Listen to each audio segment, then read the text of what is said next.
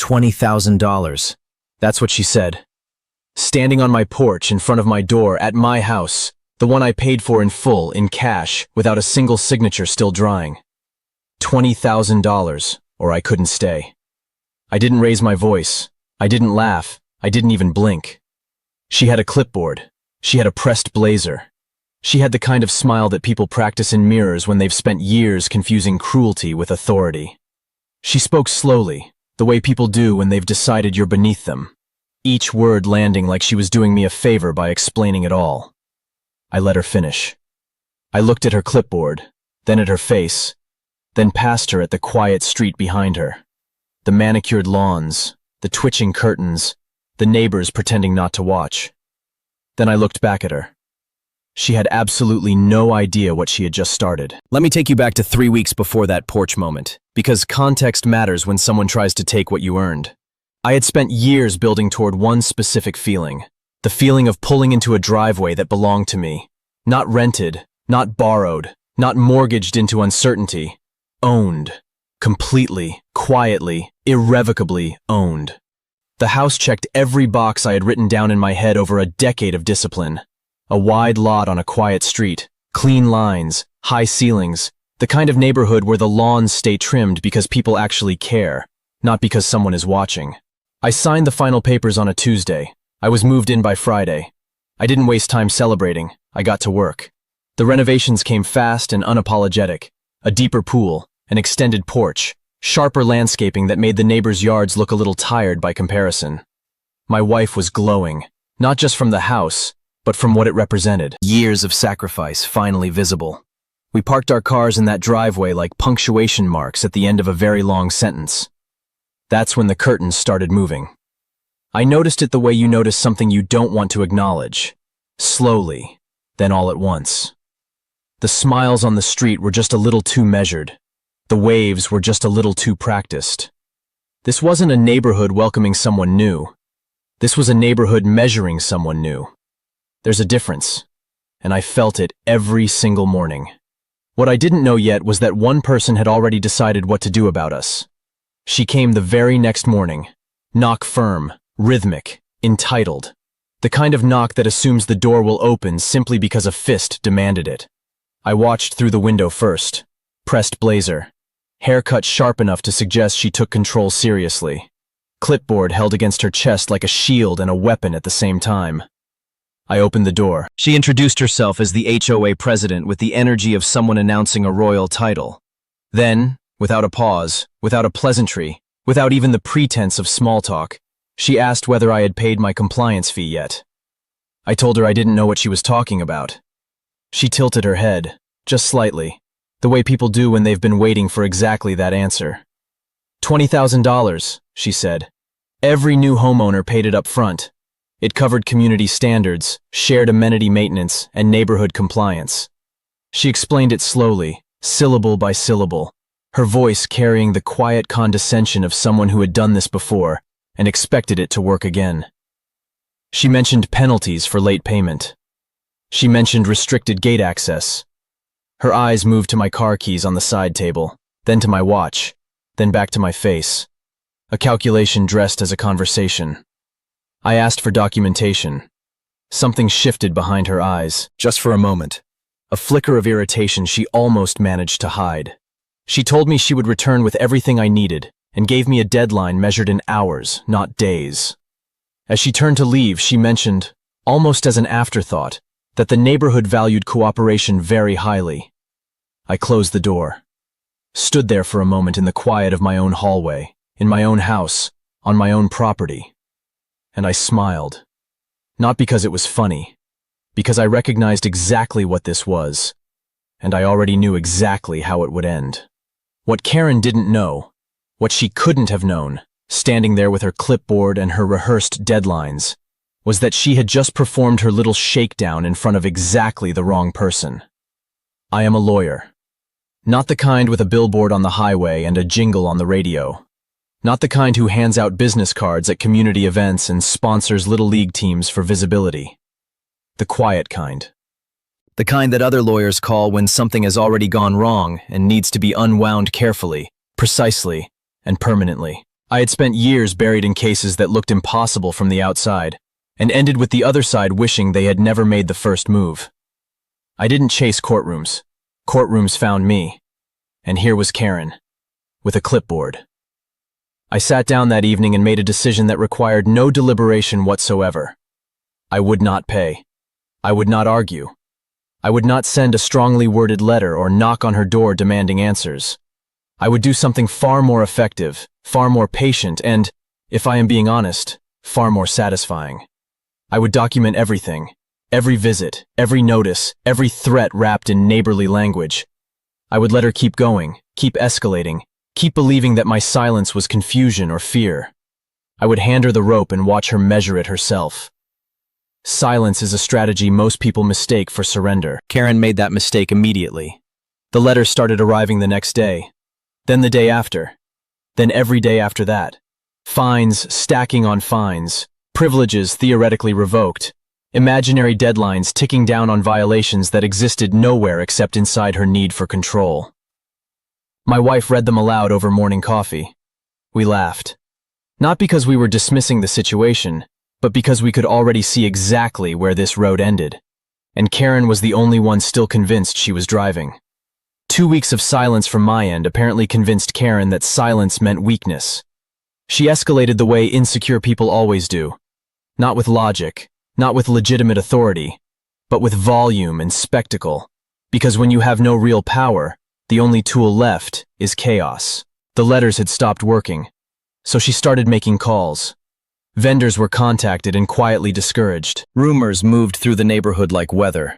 Whispers about uncooperative new residents, about people who thought they were above the community, about a couple who had moved in and immediately caused problems. Neighbors who had waved at us from driveways suddenly found reasons to look away. I documented every rumor I could trace. I documented every vendor who mentioned the calls. I said nothing publicly. I let her keep building. Then came the morning that changed everything. My wife and I had been out on a routine errand, nothing significant, the kind of afternoon that has no reason to become a memory. We turned back onto our street, and I felt it before I saw it. Something was wrong with the picture in front of us. It took my brain 3 full seconds to process what my eyes were already reading. Our belongings were on the lawn. Furniture, electronics, boxes that had never even been opened, arranged outside our home like the aftermath of an eviction that had never legally happened. Karen was standing at the center of it, flanked by 2 men in tactical vests with the letters HOA printed across the chest in the kind of bold font that people use when they want to look official and have never once been official. She was speaking loudly, performing for the neighbors who had materialized on their lawns with their phones already raised. She announced that the HOA was repossessing non-compliant assets until outstanding balances were resolved. I raised my phone and started recording. She noticed. The performance faltered, just slightly, just for a moment, but I caught it. Then one of the men told my wife to step back. She didn't. She asked calmly and clearly under what legal authority they had entered our home. He didn't answer. He shoved her. Hard enough that she stumbled. Hard enough that she hit the curb. The sound of that, her body against concrete, is the only moment in this entire story where I stopped thinking clearly. I checked her first. She was shaken, conscious, already telling me she was fine in the voice people use when they are not entirely sure they are fine. I stood up slowly. What happened next was not strategic. It was not documented. It was not part of any plan. But Karen had just made the last mistake she would ever make on my property. Real police arrived within minutes. Not costume enforcers with ironed vests and borrowed authority. Actual officers, actual badges, actual consequences. The street that Karen had turned into a performance stage became something else entirely the moment those sirens cut through the afternoon. The 2 men in tactical vests backed away from each other like distance could erase what they had already done. Karen disappeared into the crowd with the quiet urgency of someone who had suddenly remembered she was afraid. It didn't matter. I had everything on film. The officers separated us, took statements, walked through the house, examined the broken door frame, and cataloged the scattered belongings still sitting on the lawn in the fading light. Neighbors who had spent 2 weeks looking away suddenly found their voices. Some spoke clearly and directly. Others offered the careful, hedged language of people who wanted credit for honesty without the risk of involvement. I noted who said what. I noted who said nothing.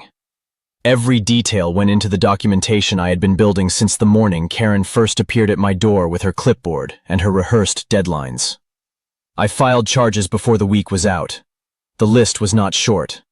Unlawful entry, felony impersonation of law enforcement, criminal intimidation, conspiracy, assault, property damage.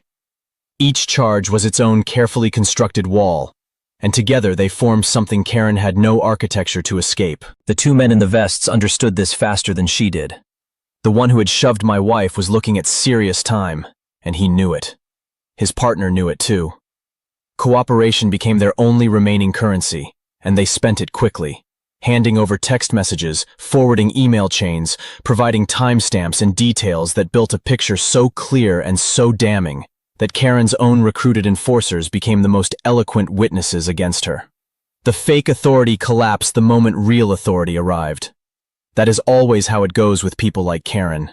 The entire architecture of intimidation, the clipboard, the vests, the fines, the rumors, the deadlines, had been constructed on the assumption that the person on the receiving end would panic, comply, and quietly absorb the cost of someone else's greed. That assumption required a specific kind of opponent, an overwhelmed one, a frightened one who hadn't spent years learning exactly how systems like this get dismantled from the inside out. She had chosen the wrong house, the wrong family, the wrong target entirely. And now, for the first time since she had knocked on my door with that practiced smile and that tilted head, Karen was not the one holding the clipboard. I was. The trial was not dramatic. That is the thing about real justice that television never quite captures. When the evidence is airtight and the documentation is immaculate, courtrooms become formalities rather than battlegrounds. There were no surprise witnesses, no last-minute reversals, no moments where the outcome hung in the balance. Karen had built her case against herself over weeks of escalating decisions, and all I had done was make sure every single one of those decisions was recorded, time-stamped, and presented clearly to people with the actual authority to act on them. The man who shoved my wife received 18 months in county jail. Assault, impersonation of law enforcement, no appeals that held. His partner, who had cooperated early and handed over the messages that sealed Karen's fate, received 14 months, reduced from 2 years, in exchange for the testimony that made the rest of the case unnecessary to argue. Both were permanently barred from any private security role. The vests went into evidence. The clipboard mentality ended there. Then came Karen. The judge described her actions as a calculated abuse of power driven by personal greed. Not a misunderstanding, not an overstep. A calculation, deliberate, repeated, and escalating. She was convicted on multiple counts and sentenced to 3 years and 6 months in state prison. She served every day of it. Restitution followed like a second verdict. $186,000 covering property damage, stolen belongings, legal fees, emotional distress, and punitive damages that reflected not just what she had taken, but what she had intended to take. The HOA itself was fined $75,000 by the state for enabling and failing to supervise what had unfolded on its watch. Board members began resigning before the ink was dry, once liens started appearing against their own properties. The neighborhood changed after that. Not loudly, quietly, the way places change when the source of their tension is removed. People who had looked away began making eye contact again. The curtains stopped moving with suspicion and started staying still. My wife healed completely. The house was restored and improved, better than it had been before any of this started, which felt appropriate, because that is what happens when you refuse to be diminished by someone else's smallness. Karen lost everything she had used this neighborhood to build: her position, her reputation, her freedom, and the illusion that intimidation was a sustainable substitute for actual authority. She had spent years perfecting the performance of power without ever acquiring the real thing. And when she finally met someone who understood the difference between the two, the entire structure collapsed under its own weight. I think about that sometimes. Not with anger, that left a long time ago. Not even with satisfaction exactly. More with a quiet kind of clarity. There are people in this world who confuse the absence of a response with the absence of a plan, who mistakes patience for passivity, who looks at someone building something quietly and decides that quiet means vulnerable. They are always wrong. Document everything. Say nothing prematurely. Let them build the case against themselves. And when the moment comes, and it always comes, end it completely, legally, and without a single wasted word.